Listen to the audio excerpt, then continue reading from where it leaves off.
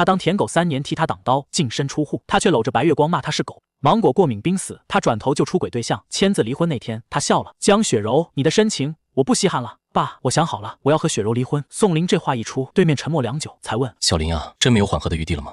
小雪是任性了点，需要你多包容，可婚姻不是儿戏，要不然你们再处处看。当初约定的3年之期已经要到了。宋林的声音平静却很坚定，他因为家里破产，爸妈跳楼身亡，被世交的江家收养，多年来心存感激，所以在江父提出让他和江雪柔结婚，用婚姻约束住他，别让他做傻事的时候，他毫不犹豫地同意了。他承认自己对江雪柔是有感情的，可强扭来的婚姻苦涩的要命，捂不热的人和心他也不想要了。江雪柔在大学时喜欢上一个叫沈继川的男生，对他展开热烈追求，不仅包圆了他大学时所有的开销，还不停买各种奢侈品哄他开心，甚至不惜花费重金举办了一场烟花秀，只为买他一笑。只可惜沈继川太高傲了，无论江雪柔花多少钱都砸不动他的心。后来沈继川酒后和人起了冲突，失手伤了人，被判了3年，这还是江雪柔花了大钱四处打点下来的结果。沈继川入狱后，江雪柔还是不愿意放弃，发誓要等沈继川出狱。江父怎么可能眼睁睁看着自己的女儿和一个坐过牢的人结婚？思来想去，江父找到宋林，帮伯父一个忙，和小雪结婚，帮他忘了沈继川，为期3年，不管3年后结果如何，就当你欠江家的恩情全部还完。宋林会答应，不仅仅是为了报恩，更重要的是他喜欢江雪柔。他从12岁来到江家，和江雪柔一块长大，他积极地带她融进他的圈子，也会在别人拿他死去的爸妈开玩笑时怒斥对方，积极维护他。不知道从什么时候起，宋林喜欢上他爱笑爱闹的性格，也会因为他的每一次靠近而心动。江雪柔是年少时照射进他生命里的一束光。这些年，宋林拼了命地对江雪柔好，他不懂商业，他便用心经营扩大江氏，让他稳坐高位，甘愿做他背后的人。可在外界看来，宋林只是一只寄养在江家的舔狗，做再多都只是对江家家产图谋不轨罢了。宋林不在乎外界的声音，他的眼里只有江雪柔，想着总有一天能打动他。可是沈继川出狱那一天，他才发现自己错得离谱。昨天，江雪柔替沈继川举办了一个派对庆祝他出狱，正好就在宋林谈生意的包厢隔壁。宋林路过门口时，门没关紧，他听到了里面的人起哄江雪柔和沈继川接吻的声音。继川，小雪可是等了你3年，现在终于见面，你还傻愣着干什么？赶紧亲一个！对呀，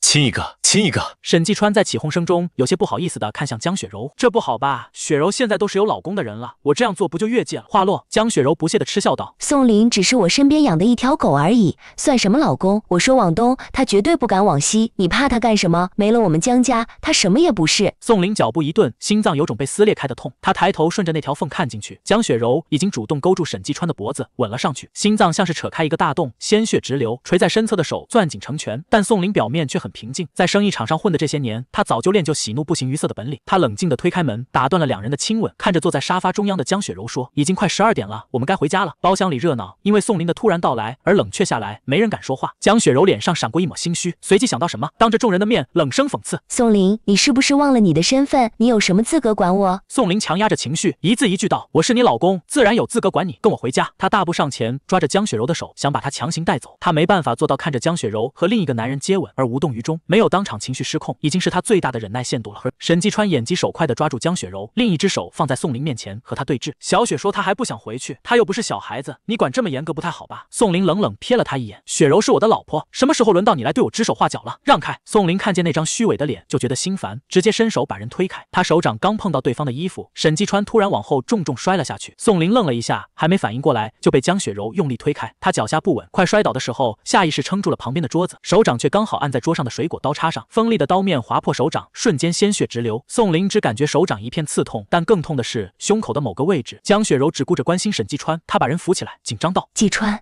你没事吧？沈继川摇了摇头：我没事，你别担心。他看了一眼宋林，假惺惺道：宋林也不是故意的，你别怪他。江雪柔怎么可能不担心？他可是自己挂在心尖上。他气愤不已，厉声骂起宋林：你是不是有病？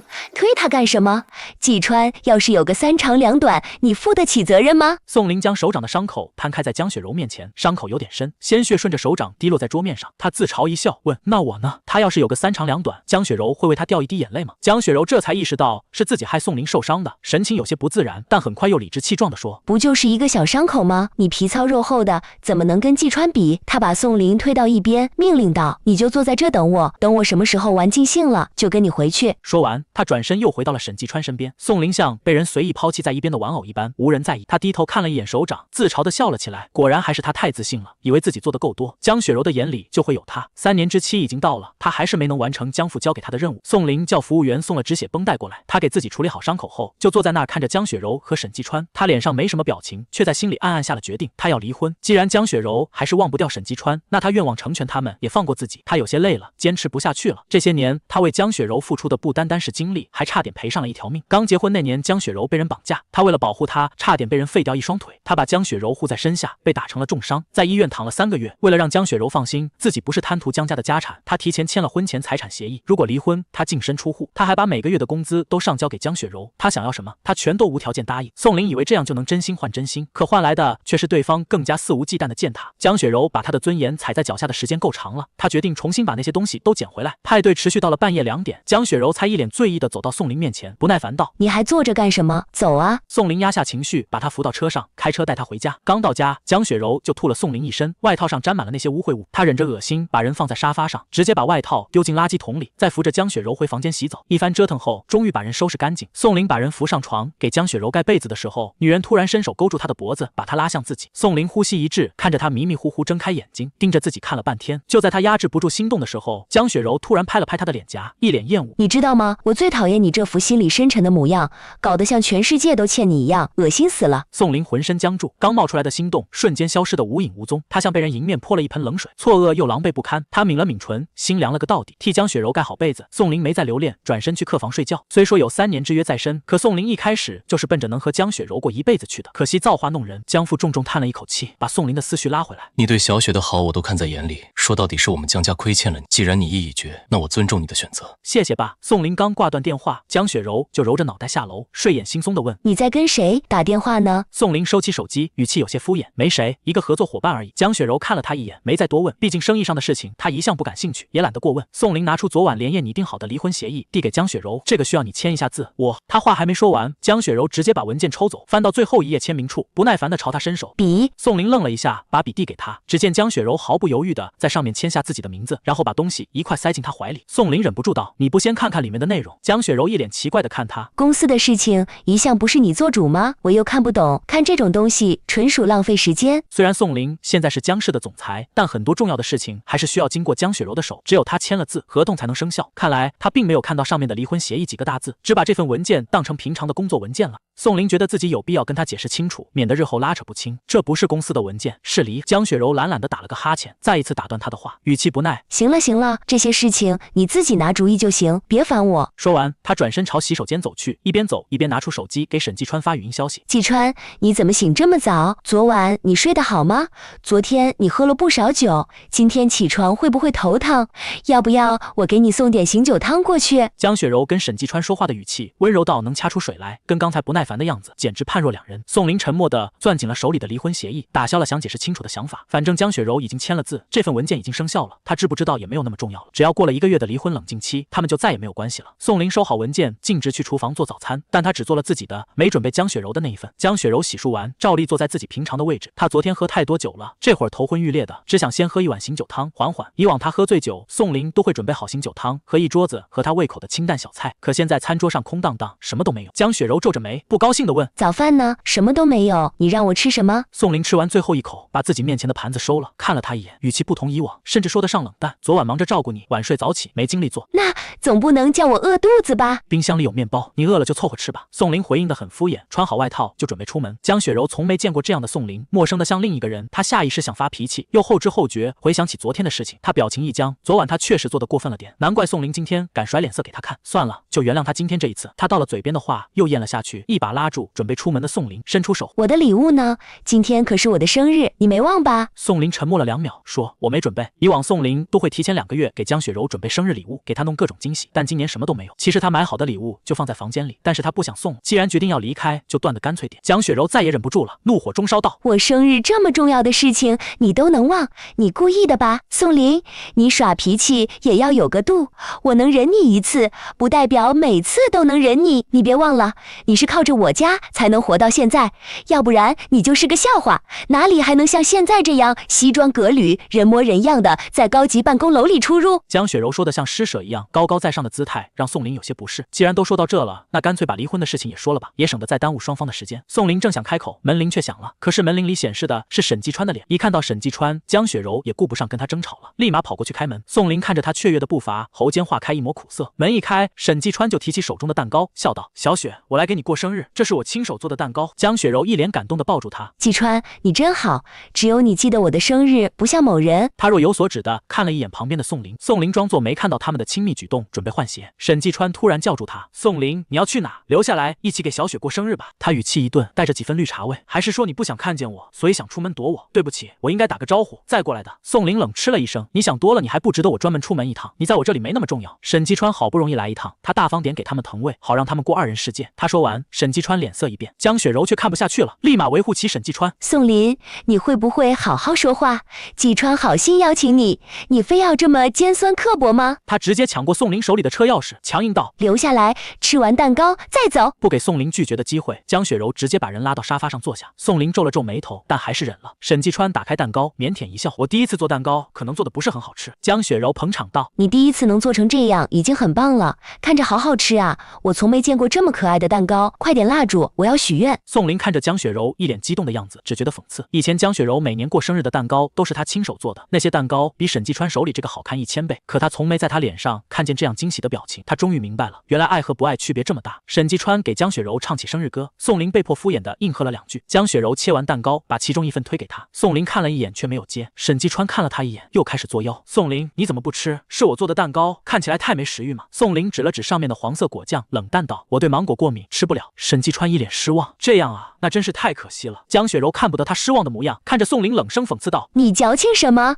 不就是一点芒果酱吗？吃了又不会死人，这可是继川亲手做的，你就这样浪费别人的一片心意，没给我准备礼物就算了，连吃个蛋糕也这么扫兴。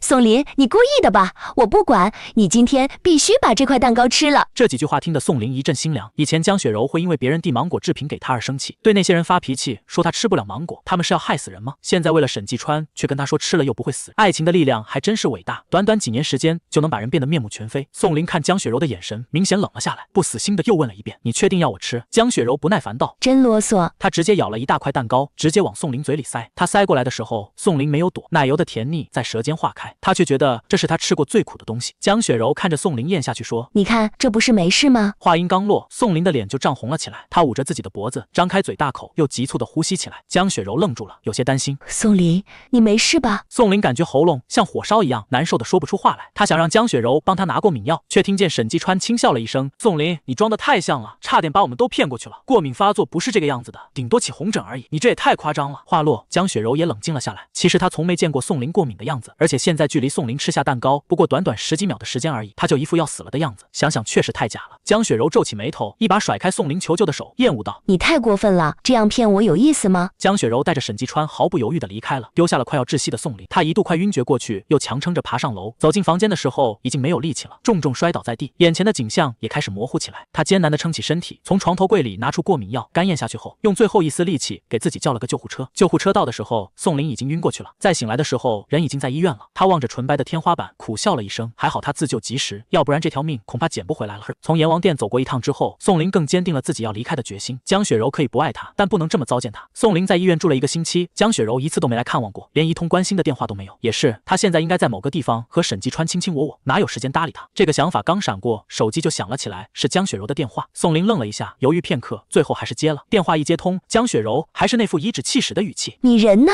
怎么不在家？我想吃你做的红烧鲫鱼和糖醋排骨了，你快回家做，我今晚就要吃。”宋林还以为他是发现自己不见了，良心发现来关心一下自己，没想到果然他就不该抱有任何希望。宋林平静道：“江雪柔，我吃了蛋糕，差点死了，你要说的就只有这些。”江雪柔疑惑道：“什么意思？你不是装的？”我没那么无聊。宋林直接把就诊记录和蛋糕的检查报告发了过去，里面显示芒果果酱含量极高，这对芒果过敏的人无疑是致命的。电话那头沉默了许久，江雪柔才不自然地说了一句：“那你现在不是没死吗？再说了，季川又不是故意的，你就别小肚鸡肠的，一直揪着这件事不放了。”宋林好像听到了身体里有什么东西碎裂的声音，但他懒得去确认了。他闭上眼睛沉声道：“江雪柔，我们离婚吧。”离婚？你开什么玩笑？江雪柔压根就没把他说的话当真。宋林，你做也要有个度，我没那么多耐心陪你玩。宋林听不下去了，直接挂了电话。他知道江雪柔还在等他回去当舔狗，继续对他好，因为大家都默认他宋林离不开江家，离不开江雪柔。可这回他们都错了，他是真的不伺候了，从今往后他只为自己而活。宋林又在医院住了2天，在医生确定他身体恢复正常后，才同意他出院。出院后，宋林回家把属于自己的东西都收拾了一遍，把那些东西都捐了出去。整理过一遍之后，宋林基本就不剩多少东西了。他洗完澡准备休息时，江雪柔又踩着不稳的步伐，醉醺醺的进了门。看到在床上看书的宋林时，突然得意的笑起来。他走到宋林面前，伸手拍了拍他的脸颊。我就知道你会先服软，你看这回又是我赢了吧？宋林拉开他的手，冷漠道：“你喝醉了，去洗澡睡觉吧。”江雪柔一把抽走他手上的书，不高兴道：“那你还不赶紧去给我放洗澡水，记得多放点精油，待会进来帮我按摩。”说完，他已经开始脱衣服了，却看见宋林还坐在床上无动于衷。他皱起眉头：“你还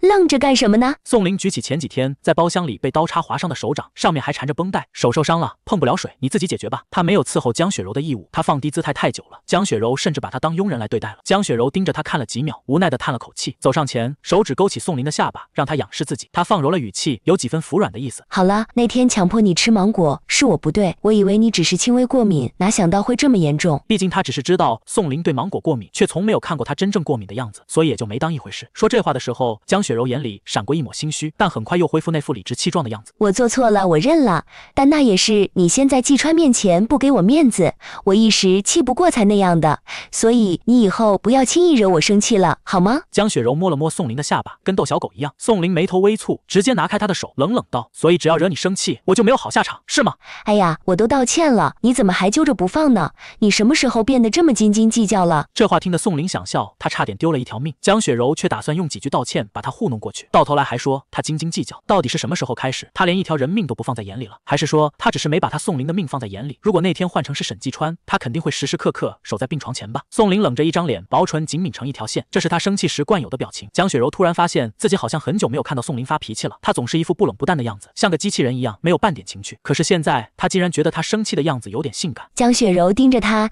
紧抿着的唇瓣，不由分说地捏住他的下巴，直接吻了上去，舌尖灵活地撬开他的唇齿，在他口腔里横冲直撞。他双手搭在宋林肩膀上，直接把人推倒在床，跨坐在他身上。宋林被他亲了个措手不及，还没反应过来，人就被压在了床上。以前他总是渴望和江雪柔亲近，可现在被他碰，只觉得反感。他偏过头，躲开江雪柔落下来的吻，抓着她的手，一个翻身，瞬间扭转了两人的位置。他居高临下的看着江雪柔：“我现在没心情跟你做这种事，是吗？”江雪柔毫不在意的笑了笑，把裙子往下拽，露出胸前大片春光，然后伸手缠住宋林的脖子，把人往下一拉，两人的身体瞬间严丝合缝的贴在一起。宋林能感觉到江雪柔胸前的柔软，他愣了一下，听到江雪柔说：“欲擒故纵这一套玩得不错嘛，可是到这就够了，你再拒绝我，我可就没有耐心了。”他故意咬着宋林的耳垂，挑逗道：“而且你已经起反应了，你的身体可比你的嘴巴诚实多了。”这是他第一次主动，他就不信宋林还能拒绝他。江雪柔仰头，刚吻上他的薄唇，就被宋林直接推开，他摔在床上，明显摔懵了。宋林扯过被子盖住他春光乍泄的身体，翻身下床，站在床边冷漠地看着他：“我身体不舒服，今晚你自己睡吧，我去客房睡。”毕竟是爱了那么久的人，他现在还没办法做到对江雪柔的靠近完全不起反应，但好歹他能做到推开他。他说完，径直转身离开。看到宋林不带一丝留恋的背影，江雪柔彻底慌了。他想不明白为什么，明明之前宋林总是期待他主动的，可为什么他现在主动了，人却走了？江雪柔心里没由来的一阵慌张，仿佛有什么东西快要从手掌里溜走了一般。隔天早晨，宋林下楼的时候，桌上已经备好早餐了。江雪柔坐在餐桌边，朝他笑了笑：“快来，这是我让佣人按照你的口味做的，你尝尝喜不喜欢？”宋林脚步一顿，有些惊讶，随即想到什么，心里那份惊讶很快就被冲淡掉。一般江雪柔主动对他有所示好，都是有事需要他去办。以前他只要给点小恩小惠，甚至不需要他开口，宋林就能猜中他的心思，然后积极主动的帮他把事情办了。但现在这招对他没用了，他淡定的在餐桌前坐下来，客套疏离的说了一声：“谢谢。”江雪柔没想到宋林这么冷漠，他都让人给他准备早餐了，居然只换来一声冷漠的谢谢。谁要他说谢谢？宋林喝了一口咖啡，江雪柔果然开口了：“今天有个珠宝展，会展出不少精品，你陪我一起去看看吧。”只是陪他去逛珠宝展，这倒是他以往提过的要求里面最简单的了。可惜他现在连最简单的也不想办。宋林想都没想就拒绝了：“我手里头还有城东那块地的项目在谈，现在已经到了关键时刻，我没有时间，你找别人陪你去吧。”离婚协议已经生效了，算算时间，他还有20天就能拿到离婚证，他必须在这段时间内把这个项目完成，再把手里头的工作交接好，到时候就能直接离开了。所以现在一天时间也耽搁不得。江雪柔表情一僵，但又很快恢复正常，她坐在宋林身边，抱着他的手臂撒娇：“什么项目能有我重要啊？我就要你陪我去，把今天的工作先推了吗？”江雪柔在他脸上亲了一口，眨巴眨巴了了眼睛，语气更软了。老公，陪我去嘛。面对江雪柔的撒娇，宋林有些不习惯，他以前从来不会这样对她，别说撒娇了，就连吵架也都是他先低的头。江雪柔这2天有些太过反常了，但他又想不出原因，总不能是害怕失去她吧？这个理由太扯了。宋林正沉思着，江雪柔的手机突然响了，是沈季川的电话。江雪柔也没有避开宋林，直接当着他的面就接了起来。喂，季川，怎么了？小雪，今天你有时间吗？我想邀请你一起去市中心那个珠宝展，你不是最喜欢珠宝吗？我想带你去看看。听到这话，江雪柔下意识看了宋林一眼，明显有些犹豫。犹豫了片刻，江雪柔还是答应了。好，那我们一起去，我现在去接你。对于这个回答，宋林一点也不意外，在他和沈季川之间，江雪柔的选择永远都会是后者。挂断电话后，江雪柔多余的解释了一句：反正你也不想去，季川还没有去过，我带他去逛逛。他语气一顿，又说了一句：下次有别的活动，我们再一起去。宋林在心里默默的想，他们没有下次了。江雪柔去找沈季川了，奇怪的是，他不仅不伤心，反而有种松了一口气的感觉，这就是他在慢慢放下江雪柔的表现吧。不过江雪柔这2天的态度确实奇怪，像是有意在挽回他们之间的感情。他刚才本想提一嘴离婚协议的事情的，但是看江雪柔这态度，离婚的事情还是等尘埃落定之后再告诉他吧。反正他遵守了当初的诺言，净身出户，一点便宜不占，离婚证走，正常流程就能拿到手，不需要江雪柔同意。吃完早饭，宋林就去公司工作。最近手里头的事情太多，他一直加班到深夜，还没有要离开的意思。安静的办公室里，手机突然响了一声，宋林疲惫地靠在办公椅里，一边揉着眉心，一边打开手机看消息。是沈季川发来的微信，说起这个微信，还是江雪柔强迫他加的，说是以后沈季川有什么困难也可以找他。从没聊过天的聊天记录框里，此刻有2张照片，一张是沈季川提着购物袋的样子，里面装的都是江雪柔买的珠宝首饰，另外一张则是几盒杜蕾斯避孕套的包装，夹杂在购物袋里，是放大了拍出来的。宋林冷笑了一声，这是生怕他看不见，故意给他放大出来啊。这时沈季川又发了文字消息过来，字里行间满满的挑衅，都是成年人，你应该知道这是什么意思吧？现在小雪就在我家里洗澡呢。宋林，就算你和小雪结婚了又怎样？在爱情里，不被爱的人才是小三，你要是识趣就赶紧让位，不要耽误我和小雪的幸福。宋林只觉得可笑，先前江雪柔追沈季川的时候，他不是怎样都不为所动吗？怎么做个牢出来就和江雪柔情投意合了？他懒得搭理沈季川，直接把聊天记录截图发给了江雪柔。截图刚发出去没多久，江雪柔就直接打电话过来。宋林还以为江雪柔又要无脑维护沈季川，没想到他开口第一句话就是解释，不是季川说的那样的，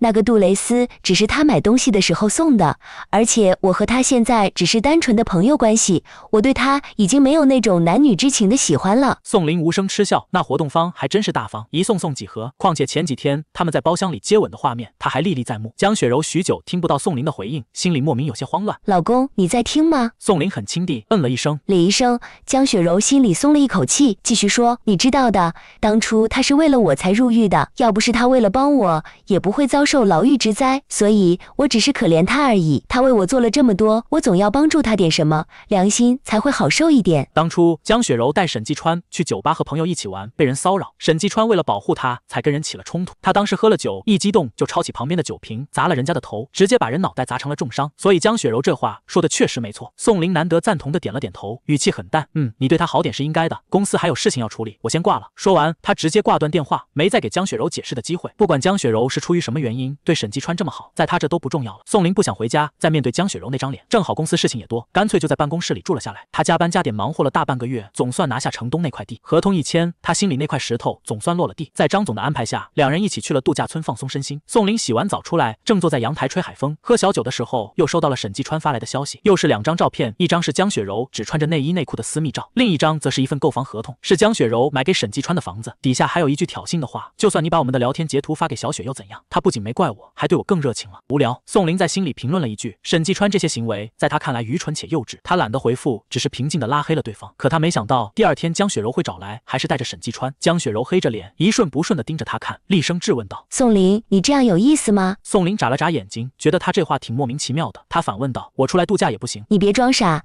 你明知道我说的不是度假的事情。江雪柔一把将他从躺椅上拽起来，居高临下地看着他，半个月了，你半个月都没有给我发过一条消息，打过一个电话。宋林以前不是这样的，他每天都要发很多消息给他，问他今天午饭吃的什么，晚饭想吃什么，还会拍窗外的风景给他实时给他汇报工作状态。可现在他好像连看都不想看见自己，他实在受不了他对自己这么冷淡。江雪柔看着他那张冷峻的脸，心里怒火翻涌，声音不自觉拔高了几个度。现在你又一声不响的跑来度什么假？你之前不是巴不得天天工作吗？你不会是有外遇了吧？江雪柔觉得肯定是外面哪个狐狸精勾引了宋林，否则他怎么会突然对自己这么冷淡？可他揪着宋林的衣服凑进去闻，并没有闻到什么关于女人的味道。宋林发现自己突然有些搞不懂江雪柔了，之前他不是最烦自己给他发消息和打电话了吗？他发一连串消息，他要么不回，要么就是敷衍的回个哦。现在他如他所愿，他反倒跑跑过来质问自己。宋林扯开他的手，整理了一下衣服，冷静道：“你想多了，我和你不一样，不会搞婚内出轨这套。”江雪柔被他说得哑口无言，半天才憋出来一句苍白无力的反驳：“谁婚内出轨了？我才没有。”宋林瞥了他一眼，并不信：“是吗？”他说：“没有就没有吧。”他也懒得争辩了。宋林，你别玩太过了，你都半个月对小雪不理不睬的了，小心真的玩脱了。沈继川站到江雪柔身边，虚伪道：“其实我发的那些照片都不是真的，只是帮小雪试探你而已。没想到你脾气居然这么大。”沈继川表面是想劝和他们，但宋林听这话，怎么感觉都是他的错？他冷笑一声，质问道：“沈继川，你这样两面三刀有意思吗？你不是上赶着当小三，想让江雪柔包养你吗？现在装什么清高好人？”沈继川受不了这种讽刺，生气地推了宋林一把：“你他妈说谁想被包养呢？”宋林也压制不住情绪，直接照着他的脸一拳砸了过去。他还想继续打的时候，江雪柔毫不犹豫地挡在沈继川面前，直接扇了他一巴掌。宋林，你是不是疯了？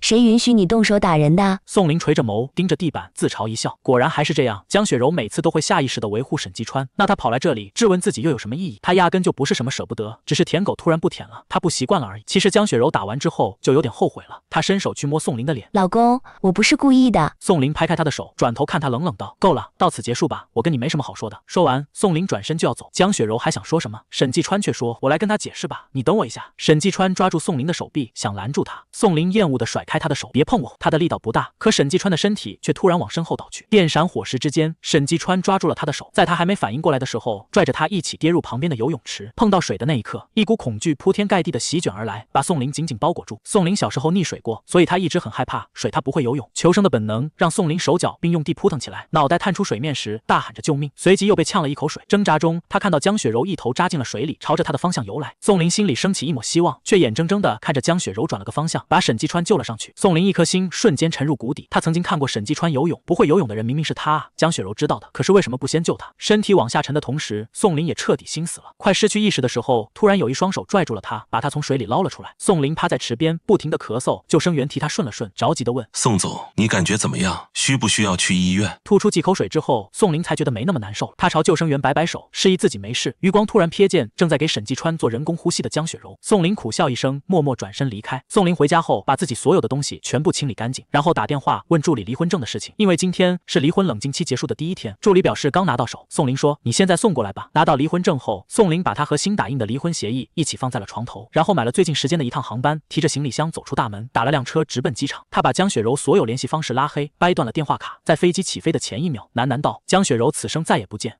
飞机降临槟城的时候已经是晚上了。槟城是他的老家，他爸妈在这给他留了一栋老房子，一栋带院子的小别墅，也是他小时候长大的地方。打车到家，宋林推开门进去，因为他会让人每个月都来打扫一遍，所以房子还算干净。客厅正中央是他们的全家福，停留在宋林12岁的全家福。他认真仔细地擦去相框上的灰尘，对着照片里的人说道：“爸妈，我回来了。”这次回来他就不走了。宋林简单收拾了一下，点了个外卖，吃完就洗澡睡觉。第二天没有工作，所以他不需要再设置闹钟。宋林这几天都是睡到自然醒。他给院子里添置了不少花花草草，每天浇浇水修剪一下枝叶，生活那叫一个惬意。只可惜这个惬意还没持续多久，就被一通电话打断了。电话刚接通，向宏宇的咆哮就传了过来：“喂，你到底什么时候过来上班？”宋林早有预备的把手机拿远了一点，等他说完才放回耳边，另一只手慢悠悠的浇水。向大少爷一大早的火气这么大干什么？向宏宇是他的发小，从小两人穿一条裤子长大的。虽然他家破产，他被接去了江家，但这些年他们俩的联系就没断过。向家很有钱，向氏在槟城是数一数二的大公司，有许多人挤破脑袋都进不去。而向宏宇在1个月前知道宋林要跟江雪柔离婚后，立马就说要把开发部的经理位置给他。向宏宇早几年没个正形，是个只懂吃喝玩乐的富家少爷，等这2年才有了点长进，慢慢接手了向氏。在向宏宇手底下做事，宋林不会吃亏。向宏宇故意恶心他：“我火气大，还不是想你想的。”宋林瞬间起了一身鸡皮疙瘩，嫌弃道：“少恶心人了。”向宏宇笑了一声，心情明显好了不少，感慨道：“不过你总算是辞职了，我这是盼星星盼月亮，总算把你盼来的。你说说你，这世界上女人那么多，你非盯着江雪柔那个渣女干什么？”宋林静静听着他吐槽，然后又听他话锋一转：“所以话说回来，你到底什么时候来咱们自家公司露脸？”宋林放下浇水壶说：“下个月1号，现在距离下个月1号也没剩多少天了，他要趁着这几天好好享受一下自己现在的惬意生活。”行，那就这么定了，下个月1号。向宏宇急忙答应下来，生怕晚一秒宋林就会反悔一样。他贱兮兮一笑：“你等着吧，兄弟，我绝对给你一个盛大的出场仪式。”宋林太清楚他那个性子了，不知道又要搞什么花里胡哨的东西，他紧急制止。止，千万别！你要是弄那些玩意，我就不去了。这事没得商量。不给宋林拒绝的机会，向宏宇直接挂了电话。宋林看着被挂断的电话，无奈的摇了摇头，走到院子里的躺椅坐下，慢悠悠的晃着，舒服的晒着太阳。只不过他没想到，此刻的另一个城市，有人找他，已经快找疯了。江雪柔送沈继川回家后，又被他以身体不舒服的借口留下来照顾他。第二天醒来的时候，江雪柔总觉得心里有些不安，安排一个护工过来照顾沈继川后，他就急匆匆回家了。到家的时候，江雪柔就觉得房子有些空荡，似乎少了很多东西。她看了一圈，才发现所有有关宋林的东西全都不见了。江雪柔心里咯噔了一声，快步走到主卧，宋林的衣服和日用品全都不见了。她后知后觉意识到什么，余光突然瞥见床头柜上的离婚证，她瞬间瞪大了眼睛，拿起离婚证，紧接着又看到底下的离婚协议，她脑袋瞬间空白一片。这是什么时候签的离婚协议？她怎么一点印象都没有？江雪柔拿着离婚协议的手指都在抖，翻到最后一页，果然写着她的名字。她触电般把那2样东西都扔了出去，像碰到什么晦气的东西一样。她没有答应过离婚，宋林凭什么擅作主张跟她离婚？江雪柔拿出手机拨打了宋林的电话，回应她的只有冰冷的机械音。她打了好几通都没有人接，她这才意识到自己被拉黑了。她又发了微信，信息前面的红色感叹号尤为刺眼。联系不上宋林的这一刻，她彻底慌了，脑子一片慌乱的时候，她突然想起什么，立马给自己爸妈打了个电话。电话一接通，她就急忙问：喂，爸，你知道宋林去哪儿了吗？我联系不上他。江父瞬间皱起眉头：你这说的什么话？人家都跟你离婚了，你早干嘛去了？现在联系他干什么？不是这样的。江雪柔急忙反驳：我没有同意离婚，离婚协议是他骗我签下去的，我压根就不知道那是离婚协议。说着，一段并不熟悉的回忆突然窜进他的脑海。他想起来了，那天宋林第一次没有给他准备早餐，他拿了一份文件给自己签字，让他看清楚内容。可他当时忙着跟沈继川发消息，只是不耐烦的把人打发走了。想到这，后悔的情绪瞬间充斥了整个身体。江父厉声道：什么叫骗？那离婚协议清清楚楚几个大字写在上面，要么就是你对人家不上心，压根连看都没看。小林这些年对你有多好，我和你妈都看在眼里，你呢？你非但不珍惜，还屡次把他的自尊踩在脚下，你现在后悔有什么用？虽然江雪柔是自己的亲生女儿，但江父这次选择站在宋林那边，他对这个女儿真是恨铁不成钢啊！宋林多好一个女婿，就这么被他做没了。这一次江雪柔才意识到自己是真的失去宋林了。可之前他明明一直在他耳边念叨，说这辈子都不会离开他的。宋林这个骗子！想起之前的事情，江雪柔的理智几乎快要坍塌了。他失控地质问：你们都知道他要离开，为什么不告诉我？爸，我求你了，你告诉我他去哪儿了？江父叹气：你要是多关心他一下，你又怎么会察觉不出他想离开的心思？这一切只能怪你自己。至于他去了哪里，我是真的不知道，他从没有跟我们说过。江母把电话拿过来，语重心长道：既然小林决心离开，成全你和沈继川，那你也别去打扰人家了，你就安安分分的和沈继川在一起吧。江雪柔冲着手机崩溃大喊：我什么时候说要跟沈继川在一起了？没有我的允许，宋林哪里也不能去。吼完，他直接挂断电话。江雪柔捏紧了手机，下定了决心，他一定要找到宋林，不管用什么方法。江雪柔开始派人去查宋林的去向，一群人查了好几天，一点线索都没有。宋林这个人就像是凭空消失了一样。他知道宋林在江氏待了这么久，是有本事掩盖掉自己的痕迹的。他想凭自己的能力找到他很难，而且宋林连电话号码都换了，他爸妈也联系不上人。为了找人，江雪柔3天只睡了不到6个小时，眼底满是疲倦。在家的这几天，他终于意识到家里有多安静清冷。他开始怀念宋林的念叨和粘人怀念，他连水果都要亲自给自己切好的日子，更怀念他抱着自己在耳边说会永远喜欢他的时候。江雪柔想了许多，终于勉强想出了一个办法。她跑到派出所报警，说自己老公不见了，让警方帮她一起找人。警方很快找到了宋林的联系方式，给他打了电话。宋林接到警方电话的时候，正好做好4菜1汤，刚把菜都端上桌。他看了一眼来电，犹豫了一下，但还是接了。电话一接通，对方立马问：喂，你好，是宋林先生吗？宋林回答：我是，请问有什么事情吗？他听见电话那头松了一口气的声音，然后警察说：可算联系上人了，你老婆来报案，说你1个星期前失踪了。宋林听完只觉得无语，江雪柔也真是的，明知道他不是失踪，为了找到他，竟然不惜去报假警，浪费警力。他越发搞不懂江雪柔了，他离开他不应该高兴才对吗？这么大费周章的找自己干什么？算了，他不感兴趣，也不想知道。他沉默了2秒，开口道：警察同志，我没有失踪，我是自己离开的，麻烦您帮我转告他，我们已经离婚了，从此一别两宽，此生最好不要再见。我已经如他所愿成全他和沈继川了，希望他不要再来打扰我的生活。警察开的是免提，宋林的声音清楚地传进了江雪柔耳朵里。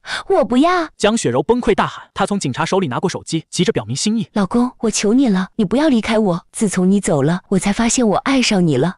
这些天我都想明白了，其实我爱的人一直都是你，只要你愿意回来，你怎么对我都行，我会用尽全力弥补你的。老公，你回来好不好？一声声老公叫的宋林直皱眉头，他纠正叫：我们已经离婚了，不要再叫我老公了。而且你不觉得好笑吗？我们结婚3年，我一直在拼命的对你好，你呢？你给过我一个好脸色吗？你现在却告诉我这是爱，但我觉得这是我听过最好笑的笑话。江雪柔若是真爱他，就不会在过去一次次的伤害他。他明知道他这人自尊心很强，可他还是放下尊严去爱他，他却选择无视，直接把他的尊严全部踩在脚下。江雪柔哭得泪流满面，对不起，过去是我太执迷不悟，但是我真的很爱你。江雪柔哭到上气不接下气的时候，突然灵光一闪，她说：阿玲，你必须回来，因为我怀了你的孩子，你要为我们娘俩负责。闻言，宋林沉默了许久，半晌才问：你怀孕多久了2个月。宋林一下子笑了，可是我们俩已经3个月没有同房了，我们哪来的2个月的孩子？而且我记得你这2个月也来例假了吧？江雪柔没想到谎言这么快就被戳破了，她又慌又急。阿玲，我是没怀孕，可是我真的很想你，你不回来没关系，那你告诉我你在哪儿好不好？我可以去找你。宋林冷声拒绝，没必要，江雪柔，你这样很没意思，别再联系我了，我不会见你的。说完，他不顾江雪柔的恳求，直接挂断电话。向红宇洗完手，坐在餐桌前，给他竖了个大拇指。好样的，对付江雪柔这种渣女，就是要这样快准狠，才能断得干干净净。他一边说，一边拿起筷子夹菜。而且我跟你说，这种人嘴里说出来的话最不可信。他现在说会对你好，等你回去了，他肯定还是老样子，说不定拿捏住你心软的性格，更加蹬鼻子上脸。宋林给自己盛了一碗汤，吹散了热气，慢悠悠地喝了一口，随即又觉得太烫了，就放了下来，拿起勺子舀着喝，一边喝一边开口：我对他已经没感觉了，所以你放心，无论他说什么，我都不会回去的。向红宇眼睛亮了一下：你真的放下他了？宋林瞥他一眼：不然你以为我会这么轻易回来吗？向红宇兴奋道：这样最好，你现在要做的就是赶紧多接触别的女生，找到你的心动女嘉宾。要不要我给你介绍几个？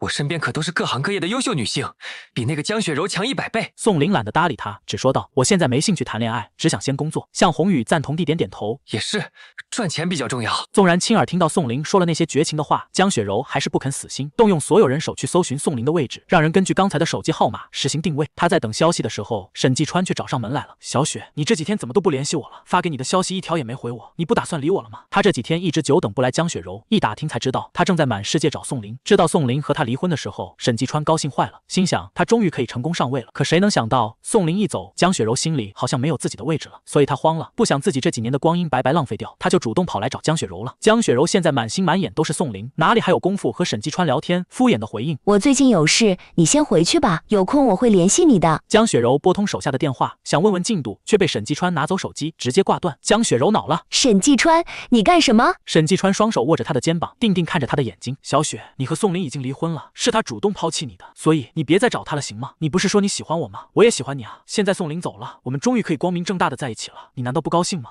江雪柔皱起眉头：你在说什么啊？沈继川拿出自己刚才在来的路上买的戒指，虽然是一个素戒指，但是已经是那家店里最好的了。他单膝下跪，举着戒指，认真道：小雪，我爱你，你嫁给我好吗？虽然我现在没什么钱，买不起钻石戒指，但是只要你相信我，我一定会给你更好的生活的。江雪柔愣了一下，没想到沈继川会在这种时候求婚，他眉头顿时皱得更厉害了。继川，今天我把话说明白了吧？我已经不喜欢你了，之前和你走得近，之前觉得亏欠你而已，你想什么补偿，想要多少钱，我都可以给你，但是我不可能跟你结婚。你走吧，以后不要来找我了。他得先跟沈继川断了关系，等宋林回来的时候，才不会又惹他伤心。沈继川错愕地看着他：你说什么？你不喜欢我？他猛地站起身，不可置信道：你不喜欢我还跟我接吻？你对我那么好，怎么可能不喜欢我？江雪柔有些头疼：那都是我一时糊涂，好吧？行了，我可以给你很多钱当补偿，你不是很缺钱吗？你先回去，晚点我会让人给你把钱送过去。沈继川当然是不愿意的，一笔补偿款怎么比得上整个江家？他还想说什么，就被江雪柔找保镖拉了出去。宋林正式开始了自己的工作。他入职的第一天，向宏宇就让员工在公司大门口排成一排，手握礼花，还铺了一层红毯。等他走过去的时候，再一个个放响，彩带落了他一整身，整理都花了好长时间。宋林第一次感觉到社死。宋林有些头大，抓着向宏宇的手，咬牙切齿道：哥们，这个就够了，你不要再搞那些乱七八糟的东西了。向宏宇微微一笑，那笑容在宋林看来跟魔鬼的笑没什么区别。他拍了拍宋林的手：放心吧，仪式感哥们儿一定会给足你的。宋林，他被领着往电梯走去，几个电梯都张灯结彩的，还挂了横幅，上面写着欢迎宋林大帅哥入职项氏，项氏简直是蓬荜生辉。宋林已经没脸见人了。到办公这一层楼时，他手底下的员工全部站在一起，看到他就开始鼓掌，有节奏的喊着欢迎欢迎，热烈欢迎。宋林已经麻木了，他觉得向宏宇这家伙的审美品味变俗了。紧接着一群员工让开，推开一个好几层的大蛋糕，上面写着庆祝宋林入职的几个大字。宋林赶紧把蜡烛吹了，把蛋糕切了，结束了这场闹剧。要不是因为现在在公司，他真想把向宏宇臭骂一顿。他端着蛋糕站在办公室的落地窗前，怀疑人生的时候，办公室的门突然被人敲响，他回过神开口：进。镜，一个穿着女士西装、头发竖起、知性干练的女人踩着高跟鞋走进来，对方走到她面前，朝她伸出手。好久不见啊，宋林。宋林愣住了，顾南生。顾南生浅浅一笑，是我。不过你打算让我的手举多久？宋林这才反应过来，连忙把蛋糕放下，拉开他的手，直接给了他一个拥抱。好久不见了，你也在像市工作啊？顾南生是他大学同学，一个学生会的，他是会长，他是副会长。那几年他们是工作上的好搭档，关系也算亲密。只不过后来顾南生出国留学，他们就断了联系。再后来宋林就结婚了，也没怎么关注以前的同学。顾南生身体一顿，伸手拍了拍他的肩膀。我是销售部的经理，以后需要合作的地方还很多。听说今天有新同事入职，我看到电梯那的横幅了，还以为是同名而已，没想到真的是你。说到那个横幅，宋林就觉得丢脸。你帮我叫一下公司的保安，让他们把那玩意给我拆下来吧。顾南生挑了挑眉，好奇地问：怎么，你不喜欢啊？我可是听说向总为了研究入职仪式，研究到了大半夜呢。宋林一脸嫌弃，得了吧，就他肯定是网上哪里抄来的。两人对视一眼，忍不住笑了。虽然几年没有见面了，不过他们聊天的时候倒还和大学时一样，好像什么都没变。他们约了中午一起吃饭，向红宇也跟着一块儿。听完他们的大学时的故事，笑得有点贱嗖嗖。你们俩这缘分不谈都可惜了。顾南生有些惊讶，看向宋林，你不是结婚了吗？早就离了。向红宇抢着替他回答，你都不知道他那个老婆有多可恶，辜负我兄弟一片痴心。向红宇吐槽起江雪柔来，没完没了的宋林不太想听到江雪柔的名字，直接塞了块肉进他嘴里。没人问你，好好吃你的饭。吃完饭，宋林习惯性去天台吹风，坐了一会儿，眼前突然多了一杯咖啡。顾南生在他身边坐下来，下午的犯困提神神气。宋林接过来，笑着说了一声谢谢。这回没有像红宇在两人之间叽叽喳喳，他们倒是有时间聊了聊毕业后的一些事情。快到上班时间的时候，顾南生突然转头看向宋林，所以说你现在是单身，有喜欢的人吗？宋林一怔，点了点头，随后又摇了摇头。顾南生轻笑了一声，语气突然认真起来。那我可以追你吗？什么？宋林一脸错愕，以为自己听错了。顾南生站起身说道，因为很巧，我也是单身，而且今天突然想找个人结婚了。宋林笑了，你这是不是有点随便了？他不是什么好男人，还是离过婚的，干嘛去霍霍人家没结过婚的？他想劝顾南生别开这种玩笑，女人却突然凑近过来，盯着他的眼睛。从今天开始，我要追求你，你都不知道，你今天早上来的时候，公司好多女同事在说你帅，正琢磨着跟你拿联系方式呢，所以我得先下手为强才行。宋林觉得这理由有点扯，他摆了摆手，我都28岁的人了，别开玩笑了，那些人值得更好的。顾南生笑了笑，不说话。他发现宋林还是像大学那样，压根就不知道他有多受欢迎。那天在天台聊过天之后，宋林发现顾南生不是开玩笑，他还真追，每天时不时来办公室找他，给他带甜品零食。大学时他们经常在一起吃饭，所以顾南生也算了解宋林的口味，每天中午都给他带便当。顾南生亲手做的爱心便当，宋林吃也不是，不吃也不是。公司里好多人看顾南生这架势，都暗暗猜测他们俩是不是就要成了。宋林拒绝过2次，但顾南生还是坚持，反正便当我就是随便做的，做多了嘛，你就当帮我个忙，你总不能浪费粮食吧？宋林没办法，只能由着他去。这天宋林刚打开便当，鸡蛋上面用番茄酱画了一颗爱心，他不禁失笑。向红宇推门进来的时候，刚好看到宋林在笑，忍不住吹了一声口哨。看到便当的形状，眼睛都快发光了。嘿嘿，爱心便当啊！要我说，你就从了咱们的顾女侠吧，人家都这么主动了。向红宇掐着嗓音，用10分肉麻的语气说出来，还用肩膀撞了宋林一下。宋林脸上闪过一丝不自然，立马把便当盖上，白了他一眼。你个总裁就没点正事干嘛？天天往我办公室晃悠啥？要不然我俩换个办公室。向红宇也不心虚，理直气壮道：什么正事都没有，我兄弟的幸福重要。要我说，人家给你带了这么多天的便当，你不请他吃顿饭，以表感谢。宋林这些天为了跟顾南生保持距离，就一直没答应过他的邀约，只有他强塞过来的吃的让他没办法拒绝之外，其他的他全部都拒绝了。顾南生还说他比大学时期高冷了不少。其实像红宇说的也没错，哪怕是普通同事，人家做到这个份上，也该请人家出去吃顿饭。下班回去的路上，宋林便想着要请顾南生去吃什么。这么一想，他突然发现自己对顾南生的了解少得可怜。一般同学大家也不会特意去注意对方喜欢吃什么，可是为什么顾南生对自己的口味真了解呢？宋林一边想一边停下车，下车后看到在门口站着的人时，一下子愣住了。他怎么在这？江雪柔站太久，站的腿都酸了，快要坚持不住的时候，终于看到了宋林。他眼睛一下子亮起来，不顾腿麻，快速跑到宋林面前，一把抱住他。阿林，我总算找到你了。他闻着男人身上清冽的香味，那颗烦躁的心才慢慢平静下来，一下子没忍住，眼眶一下子红了，眼泪跟着掉下来。面前就是他找了半个月的人啊，是他日思夜想的人，他怎么能不激动？宋林看着怀里的人，忍不住皱起眉头，伸手想拉开他，可江雪柔抱得太紧，他压根就拉不开。宋林的脸色瞬间沉下来，冷冷道：江雪柔，松手！我不要。江雪柔抱得愈发紧了，语气还像之前那样任性。我好不容易才找到你的，这一次我绝对不会放手。阿林，我绝对不会答应你离婚的，我没有同意离婚，那本离婚证就不算数，所以我们还是夫妻。宋林有些无语，江雪柔，你幼不幼稚？离婚证已经领了，在法律层面我们已经没有任何关系了，而且我是净身出户，没有拿江家1分钱，所以他搞不懂江雪柔为什么非要这么死缠烂打的。可别说什么爱不爱的，他压根就不相信信江雪柔会喜欢上自己。江雪柔立马反驳：你这些年利用在江家赚的钱，在外面购置了房产，还有不少存款，所以你这压根就不能算是净身出户。听到这话，宋林沉默了。所以这是冲着他的钱来的，嫌他净身出户，净得不够干净。宋林沉思了几秒，随即开口：那是不是我把这些年在江氏赚到的钱都还回去，你就不会再纠缠我了？江雪柔身体一僵，不可置信地抬头看他：你就这么想跟我划清关系吗？宋林毫不犹豫地承认了，对，很想。他趁着江雪柔抬头的功夫，立马把人推开，往后退了几步，和江雪柔拉开距离。江雪柔被他这唯恐避之不及的态度伤到了，一脸委屈地看着他：阿林，你真的不要我了吗？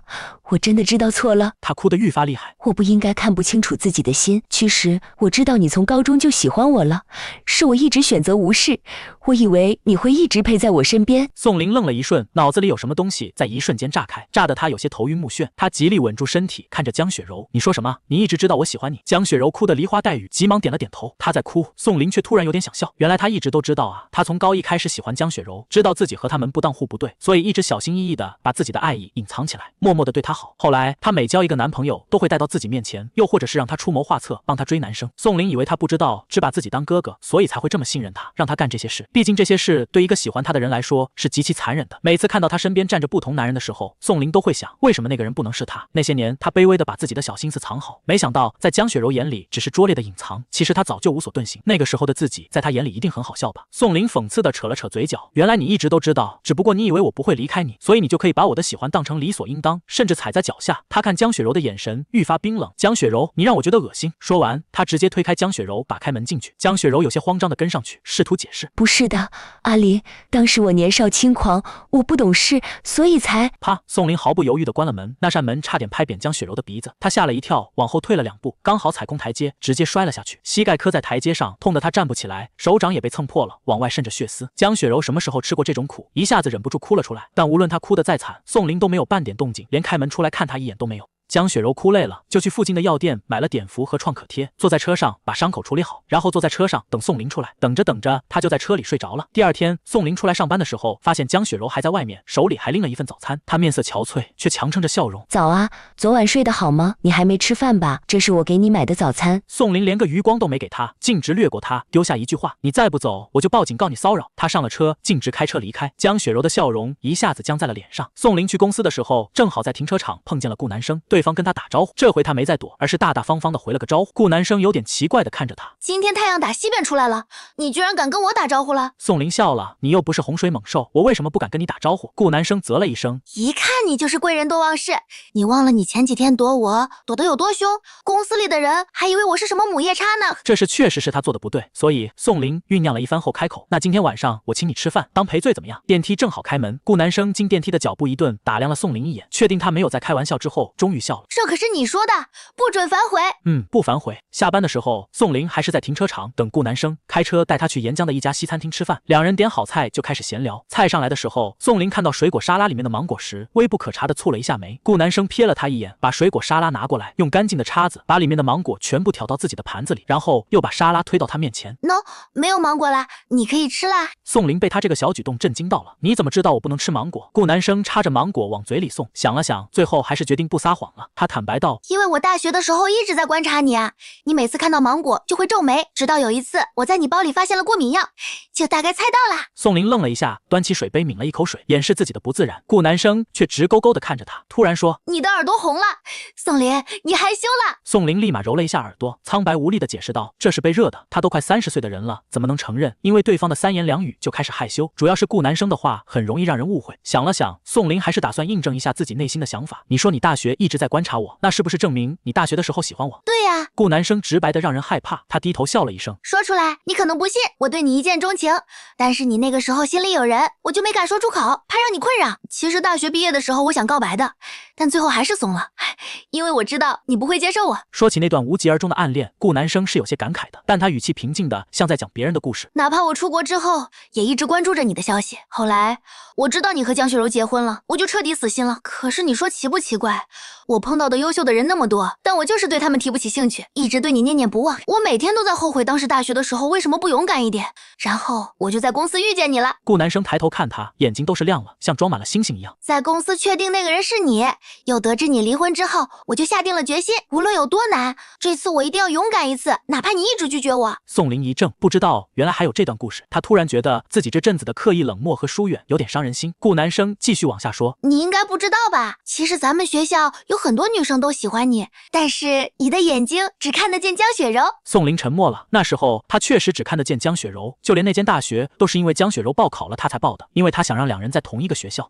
这样见面的机会就多了。原来当年他的喜欢那么明显，难怪江雪柔也能看出来，有人在小心翼翼地珍视着他，而有人却能把他的喜欢践踏得一丝不剩。宋林有些感慨，他举起水杯对顾南生认真道，谢谢你喜欢我，从今天开始我会认真对待你的喜欢的。顾南生脑子一时没反应过来，呆呆地问了一句，你这是同意我追你了？不过我不敢保证自己能喜欢上你，毕竟我刚离婚不久，想从一段10几年的感情里走出来，重新接受另一个人，不是一件容易的事情。顾南生瞬间眉开眼笑，只要你不再躲着我，这就够了。他举起红酒杯，刚要跟宋林碰一个，一道人影突然冲了过来，抓着他的酒杯，直接把红酒泼到顾南生脸上，紧接着又一巴掌狠狠甩到他脸上。一切发生的太快，宋林和顾南生都没反应过来，只有脸颊上火辣辣的疼痛提醒他被打了。江雪柔死死盯着顾南生，怒火中烧道，你个贱人，居然敢勾引我老公，我打死你个狐狸精！江雪柔举起包就往顾南生头上砸，宋林这回反应过来了，眼疾手快地抓住他的包，连包带人往旁边扯，起身挡在顾南生身前。宋林厉声呵斥，江雪柔，你干什么？江雪柔不可思议地看着宋林，神情受伤道，你居然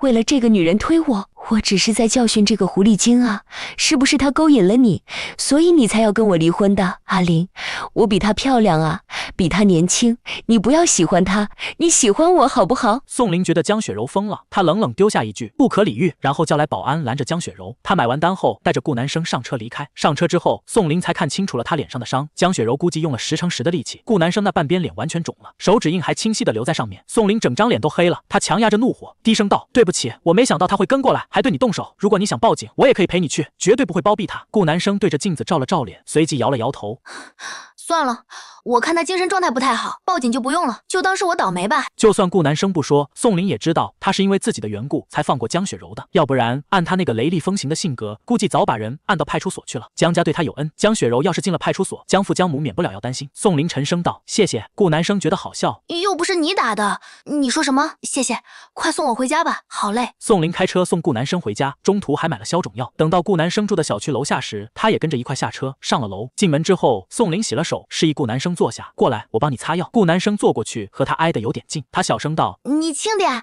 我怕疼。好。宋林的棉签刚碰到他的脸，顾南生就痛得吱哇乱叫，他被逗笑了，你演太过了，我还没碰到呢。顾南生捂着脸，可怜兮兮地看着他，我不管，我就是疼。宋林无奈，第一次觉得顾南生像个小孩子一样，他把人拉过来，用手捧着他的脸，别动，我帮你吹一下就不疼了。宋林吹得很温柔，就像他小时候受伤，妈妈给他吹气那样。热气扑在顾南生脸上时，他觉得有些痒，却又舍不得躲开，他忍不住眨了眨眼睛，抬眸看着宋林。他眨眼睛的时候，宋林下意识看向他的眼睛，忽然发现他眼睫毛很浓密，视线往下移了一点，四目相对，空气好像凝固住了，气氛有种说不出来的微妙。顾南生又眨了眨眼睛，往前凑近了一点，明知故问道，宋林，你觉不觉得我们现在离得太近了？宋林反问，近你还往前凑？顾南生轻轻一笑，可是我就是想让我们离得近一点。他垂眸，视线落在宋林性感的薄唇上，突然问，我能亲你吗？宋林愣了一下，还没回答，顾南生就捧着他的脸直接亲了上来。顾南生轻轻吮吸着他的唇，牙齿时不时在他唇上乱啃，咬得他有些痛。宋林嘶了一声，连忙推开他，你这吻技也太差了，你这哪叫亲人，叫咬人还差不多。他光顾着吐槽顾南生的吻技，却没意识到自己并不反感他的吻。顾南生有些不服气，喂，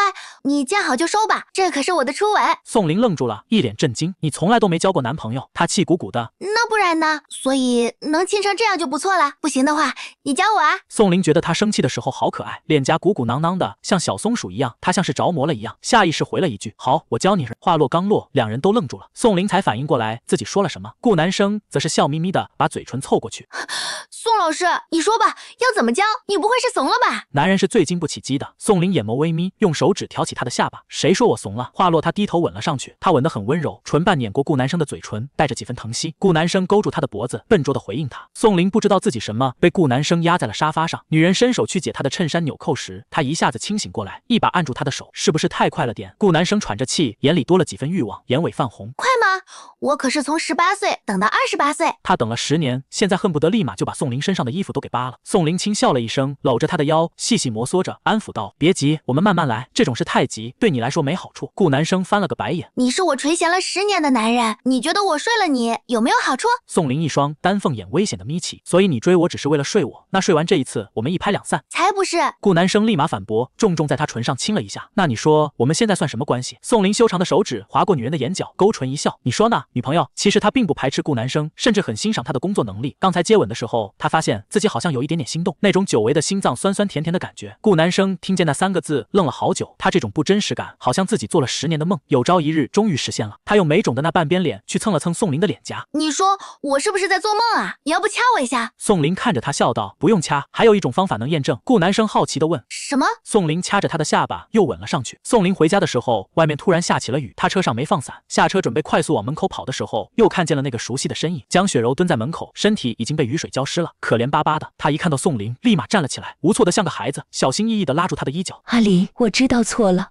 我不该动手的，但是我今天晚上气懵了，对不起，我真的不是故意的。宋林扯开他的手，拿出钥匙打开门进去。他高大的身形挡在门口，冷冷道：“你该道歉的人不是我，别在这站着了，回去吧。”说完，他直接关上门。宋林洗了个澡出来，江雪柔还在门口站着，一直淋着雨也不堵。宋林原本没打算搭理他，但是在床上翻来覆去的，就是睡不着。他低声骂了一句，最后还是下了床，打开门让人进来。江雪柔进来的时候，明显被冻得瑟瑟发抖，却还是笑得很开心。阿林，我就知道你不会不管我。宋林拿了一套自己没穿过的睡衣，虽然大了些，但好歹是干净的。他把衣服和干净的毛巾直接放在沙发上，冷漠道：“去洗澡，感冒了我不管，你只能在这睡一晚，天亮之后立马走。”江雪柔很不甘心：“阿林，我是真的喜欢你，你为什么就不能相信我一次？”他语气卑微：“你跟我回去好不好？我发誓，我一定会对你好的，你想怎么对我，我都不会有意见的。”他从淋湿了的宝宝里拿出一个精致的礼盒，打开后里面是一块几百万的男士手表，那是他之前一直想要的生日礼物。其实他买得起，但他就是想让江雪柔送给他。但他也挺别扭的，就是不明说自己想让江雪柔送他，时不时会在江雪柔面前提一嘴这块手表很好看而已。原来他一直都知道自己想要啊！江雪柔像献宝一样把手表递到宋林面前：“阿林，